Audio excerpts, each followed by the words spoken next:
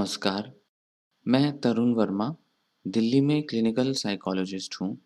और इस वीडियो में आपसे एक बड़े ही महत्वपूर्ण और बड़े ही ज़रूरी विषय पर, यहाँ तक कि कुछ लोगों को बहुत इंटरेस्टिंग भी लग सकता है, एक ऐसे लिंक के संबंध में बात करूँगा जो कि मेंटल हेल्थ और हार्ट की हेल्थ मतलब कार्डियोवैस्कुलर डिसीजेज़ के विषय में देखा गया है कुछ शोधों में। और ऐसे शोध इस तथ्य को उजागर करते हैं कि हमारा जो मानसिक स्वास्थ्य है, वह हमारे दिल की हालत पर, उसके स्वास्थ्य पर बहुत असर डालता है और मन का हमारे शरीर पर भी बहुत प्रभाव पड़ता है। इस तरह के कुछ पहलुओं को दर्शाने वाली एक शोध है जिसके बारे में मैं आपसे बात करूँगा।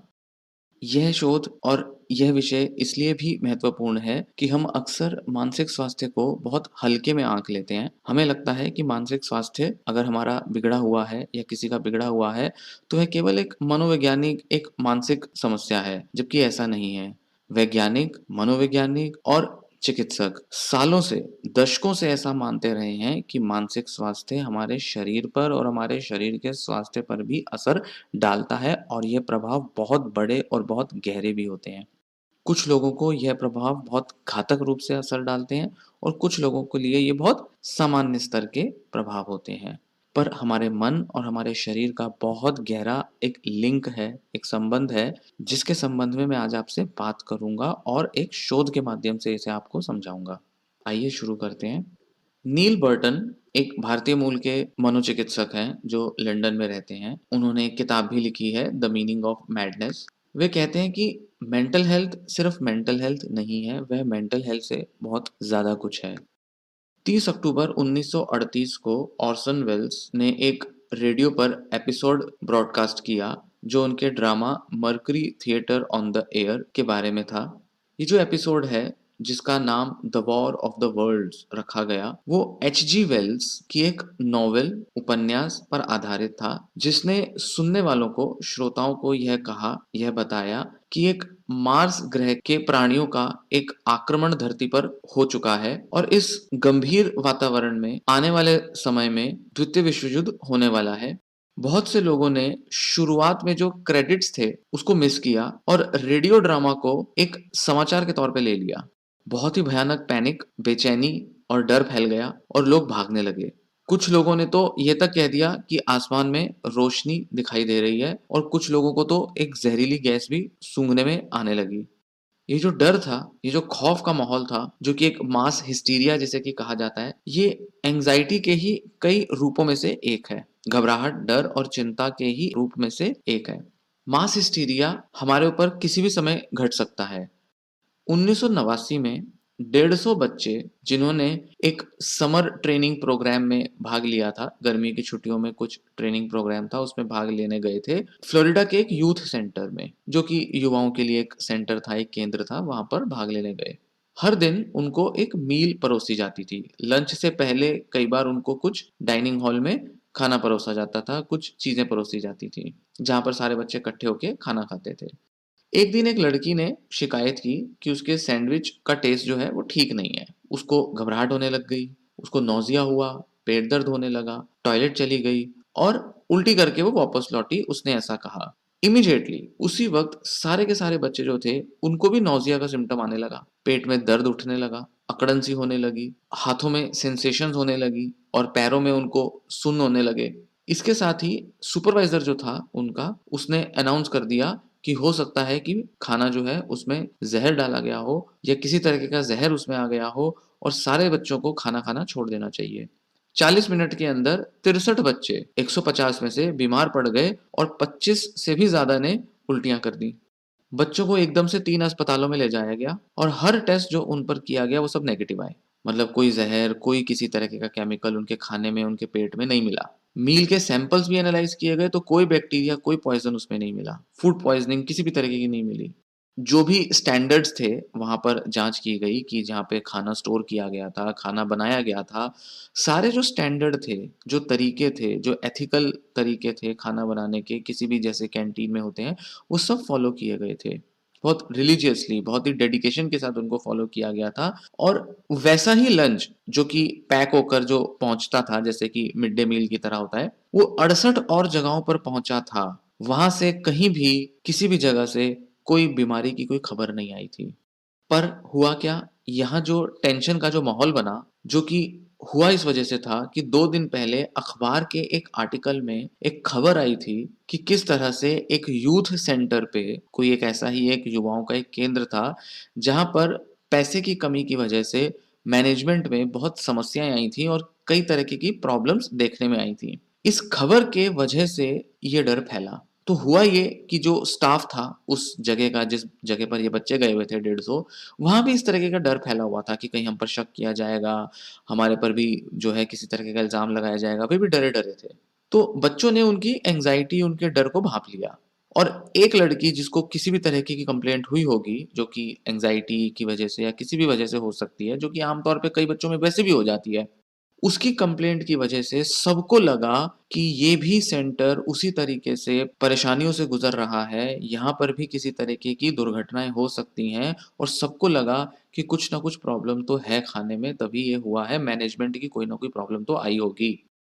एक बार जब एक अथॉरिटेटिव फिगर ने, मतलब उनके सुपरवाइज़र ने भी जब ये अनाउंस कर दिया कि हाँ, खाने में ज़हर हो सकता है, बच्चे मत खाएँ, तो सिचुएशन जो थी वो तो बस हाथ से बाहर चली गई।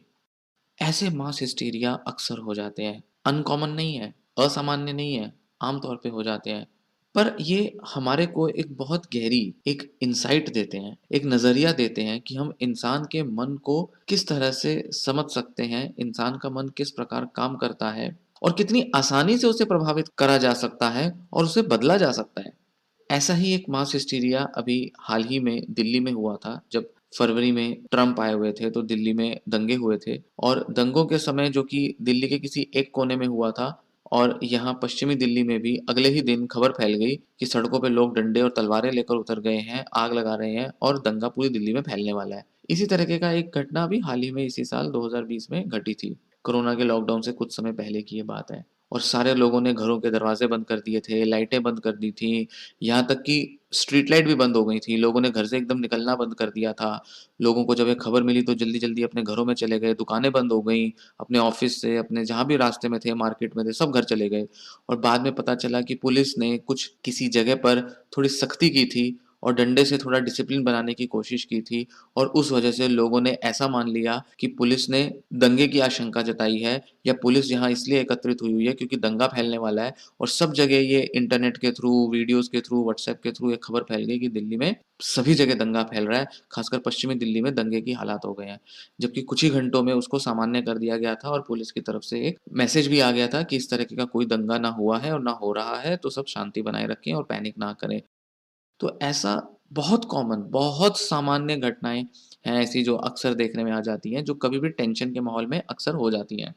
इसी के साथ जो ये घटना हुई जहाँ 150 बच्चों का बताया गया, इससे ये भी पता चलता है कि हमारा जो मन है वो हमारे शरीर में भी किस तरीके के लक्षण उत्पन्न कर देता है। हमारी एंग्ज़ायटी और हमारे तनाव को फ़िज़िकल सिम्पटम्स में, शारीरिक लक्षणों में कन्वर्ट कर देता है। सोमेटाइज़ेशन जिसे कि कहते हैं, मतलब शरीर में लक्षणों का दिखाई देना जो कि किसी मानसिक कारण की वजह से होता है। ये अक्सर एक ईगो डिफेंस मैकेनिज़्म कहा जाता है, जो कि हमारे अचेतन मन के वजह से होता है और जो लोग सोमेटाइज़ करते हैं, मतलब तनाव की वजह से शरीर में लक्षण दिखाते हैं, वो अक्सर जानते नहीं हैं कि ये जो शरीर के जो लक्षण हैं, ये मानसिक कारणों की वजह से हो रहे हैं। अक्सर इस चीज़ से वो थोड़े अज्ञात रहते हैं। नील बर्टन ने अपनी किताब द मीनिंग ऑफ मैडनेस में बहुत सारे ऐसे मानसिक तनावों के कारण, मानसिक तनावों के अलग-अलग रूप जो होते हैं, उसके बारे में चर्चा की थी, जो किस तरह से शारीरिक लक्षण ले आते हैं। यहाँ तक कि सिर्फ़ एक सोमेटाइज़ेशन नहीं आते, मतलब सोमेटाइज़ेशन में तो ऐसे लक्षण आते हैं जिनका कोई मेडिकल कॉज़ नहीं होता, जबकि तनाव के कारण तो ऐसे लक्षण भी आ जाते हैं जिनके मेडिकल कॉज़ होता है, जो शरीर में दिखाई दे सकते हैं, शरीर में डिटेक्ट किए जा सकते हैं, पकड़े जा सकते हैं, टेस्ट में भी निकले जा सकते हैं। सोमेटाइज़ेशन में टेस्ट में नहीं निकलते अक्सर ये कारण। और वो ऐसे फिज़िकल प्रोसेसेस हो सकते हैं जिसमें हमारा नर्वस सिस्टम, हमारा एंडोक्राइन सिस्टम, हमारा इम्यून सिस्टम, कई सारे बॉडी के जो अलग-अलग सिस्टम है वो इन्वॉल्व हो सकते हैं। यहाँ उदाहरण के तौर पे एक रिसर्च है जिसे मैं डिस्कस करना चाहूँगा, जो कि डॉक्टर एलिजाबेथ मोस्टोव्स्की ने, जो कि हार्वर्ड मेडिकल स्कूल बोस्टन में काम करती हैं, प्रोफेसर हैं, डॉक्टर हैं, उन्होंने सर्कुलेशन करके एक जर्नल था, उसमें ये शोध छापी थी, वहां पर एक शोध की थी उन्होंने। ये पहली ऐसी स्टडी थी, शोध थी, जिसने स्पेसिफिक तौर पे ये दिखाया कि किस तरह से जब हमारे किसी सगे संबंधी की मृत्यु हो जाती है, तो उसके एकदम बाद जिन लोगों में बहुत ज्यादा उदासीनता आ जाती है इस मृत्यु की वजह से, उनमें हार्ट अटैक होने के चांसेस 21 गुना बढ़ जाते हैं। और यह फर्क सिर्फ 24 घंटे के अंदर देखने में आ जाता है। जो लोग बहुत ज़्यादा अटैच होते हैं, बहुत ज़्यादा बेरीवमेंट या जिसे ग्रीफ कहते हैं, जिसमें बहुत शोक करते हैं, उदास हो जाते हैं, उनमें 21 गुना ज़्यादा चांस होते हैं हार्ट अटैक डेवलप करने के, इस मृत्यु के एकदम बाद 24 घंटों के अंदर रिस्क बढ़ जाता है। इनके शोध के परिणामों ने यह दिखाया कि जो ग्रीफ है, खासकर कि प्रोफाउंड ग्रीफ, मतलब बहुत ही ज्यादा तीव्र स्तर का जो शोक है, वो हमारे कार्डियोवैस्कुलर सिस्टम पर, मतलब दिल से संबंधित जो सिस्टम है, जिसमें दिल और खून की धमनियां, ब्लड वेसल्स सब आ जाते हैं, इस पर किस तरीके का प्रभाव पड़ता है, खासकर उन लोगों के ऊपर तो और भी ज्यादा पड़ता है जिनको पहले से ही किसी ना किसी वजह से रिस्क था। तो एक तो वो लोग हैं जिन पर हार्ट अटैक आने की संभावना कम थी, उन पर कम देखा गया, पर जिन लोगों में हार्ट अटैक होने की संभावना पहले से ही ज्यादा थी, उनके अंदर हार्ट अटैक के चांस कई गुना बढ़ गए, इस डिप्रेशन की वजह से, ग्रीफ की वजह से। तो वो कहती हैं एलिजाबेथ मोस्टोव्स्की कि साइकोलॉजिकल स्ट्रेस जो है, मानसिक तनाव जो कि इंटेंस ग्रीफ की वजह से आता है, वो हमारा हार्ट रेट बढ़ा देता है, ब्लड प्रेशर बढ़ा देता है, और खून जाम हो सकता है, या कोई भी दूसरे केमिकल या कोलेस्ट्रॉल जैसे कुछ भी ऐसे कण हमारे खून की धमनियों में जाम हो सकते हैं। ये सभी फैक्टर्स किसी ना किसी लेवल पर हार्ट अटैक लाने के चांस बढ़ा देते हैं, उसका रिस्क ज्यादा कर देते हैं। जो लोग शोक करते हैं, उनकी नींद भी अक्सर कम हो जाती है, भूख भी कम हो जाती है, और शरीर में तनाव के जो केमिकल होते हैं, कॉर्टिसोल, वो बढ़ जाते हैं। और साथ ही साथ वो जो और किसी अगर समस्या से या किसी कंडीशन से, हेल्थ कंडीशन से गुजर रहे हैं, तो उसकी दवा भी अक्सर वो नहीं लेते, जिन सारे कारणों की वजह से हार्ट अटैक के चांस कई गुना बढ़ जाते हैं। तो ये जो लोग जो शोक करते हैं, और उनके जो फैमिली के और उनके जो दोस्त मित्र लोग हैं, इन सबको ध्यान देना चाहिए कि अगले कुछ दिनों या हफ्तों तक, जब उनका परिवार में या जब उनका कोई सगा संबंधी जिसकी मृत्यु हुई है, शोक करने वालों को ध्यान रखना चाहिए कि उस परिवार में, उस फैमिली में हार्ट अटैक आने के चांस किसी ना किसी में ज्यादा हैं। तो ध्यान रखा जाए इस बात का कि हार्ट से संबंधित जो प्रिकॉशंस हैं वो लिए जाने चाहिए, कई हफ्तों तक वो प्रिकॉशंस लिए जाने चाहिए। साथ ही वो ये भी कहते हैं कि लोगों के अलावा डॉक्टरों को और जो भी हेल्थ केयर प्रोवाइडर हैं, फिजिशियंस हैं, साइकोलॉजिस्ट हैं, साइकियाट्रिस्ट हैं, उनको भी इस लिंक, इस संबंध के बारे में, दिल और शोक के संबंध के बारे में जागरूक रहना चाहिए, क्योंकि हर किसी के जीवन में जो शोक होता है किसी की मृत्यु का, वो हम कभी ना कभी किसी ना किसी लेवल पर महसूस करते ही हैं। यह पहली ऐसी स्टडी है जिसमें किसी के मृत्यु हो जाने की वजह से दिल का दौरा पड़ने के रिस्क के बारे में शोध किया है, जांच की है, उसके बारे में खोज की है। मोस्टोव्स्की और उनके जो सहयोगी शोधकर्ता थे, उन्होंने कहा कि ये तो हमें पहले से पता था कि किसी लव्ड वन के, किसी सगे संबंधी की मृत्यु हो जाने के कुछ दिन, हफ्ते या कुछ महीनों के बाद लोगों में अक्सर मृत्यु का दर बढ़ जाता है, और साथ ही 20 से 53% रिस्क बढ़ जाता है किसी ना किसी हार्ट संबंधी बीमारी के होने के, उन लोगों में जिन लोगों का कोई पति या पत्नी की मृत्यु हुई है। तो किसी की भी मृत्यु होने से मौत के चांस बढ़ जाते हैं कई हफ्तों, महीनों तक, और अगर आपका पति या पत्नी है, उसकी मृत्यु होने के बाद 20 से 53% हार्ट की बीमारी के चांस बढ़ जाते हैं। इतना सब लिटरेचर होने के बावजूद अभी तक ये नहीं पता था कि शोक करने से क्या एकदम से 24 घंटे के अंदर क्या दिल की बीमारी या हार्ट अटैक का कोई संभावना बढ़ सकती है, क्या इसका कोई सबूत है, क्या इसको कभी किसी शोध में देखा गया है? ये अभी तक ऐसा नहीं हुआ था, आज तक ये चीज नहीं पढ़ी गई थी, इस चीज को नहीं समझा गया था। तो दिल के कनेक्शन थे, बीमारी के कनेक्शन थे, मृत्यु के कनेक्शन भी थे, बट कई हफ्तों, महीनों तक देखा गया था। यहाँ तो 24 घंटे के अंदर इन्होंने इस रिस्क को देखा है, और यही एक पहला ऐसा शोध किया गया है। और जैसा कि देखा गया है, 21 गुना, 21 टाइम्स रिस्क बढ़ जाता है खतरा बढ़ जाता है, ऐसा उन्होंने देखा। यहाँ ये देखने की बात है कि रिस्क बढ़ रहा है हार्ट अटैक का, मृत्यु का रिस्क नहीं, यहाँ पे उसकी बात नहीं हो रही। हार्ट अटैक का रिस्क बढ़ रहा है और हार्ट अटैक से मृत्यु होना, ना होना वो एक अलग बात है। इन्होंने केस क्रॉसओवर एक एनालिसिस किया, मतलब 1985 पार्टिसिपेंट्स पर इन्होंने रिसर्च की, जो कि एक बहुत बड़े एक प्रोजेक्ट का हिस्सा था, determinants of myocardial infarction onset study MIOS. उसका एक पूरा प्रोजेक्ट था जिसमें ये इन्होंने रिसर्च इस पर्टिकुलर पार्टिसिपेंट्स पर की थी, जो कि मल्टी सेंटर रिसर्च थी, मतलब बहुत सारे सेंटर्स, बहुत सारे हॉस्पिटल्स में हुई थी। 1989 से 1994 तक जो पेशेंट एक्यूट मायोकार्डियल इन्फेक्शन, मतलब अचानक से हो जाने वाले हार्ट अटैक और एकदम से बहुत सीवियर कंडीशन में पहुंच जाने वाले जो पेशेंट थे जिनको हॉस्पिटलाइज किया गया था, उन पर ये शोध हुई थी।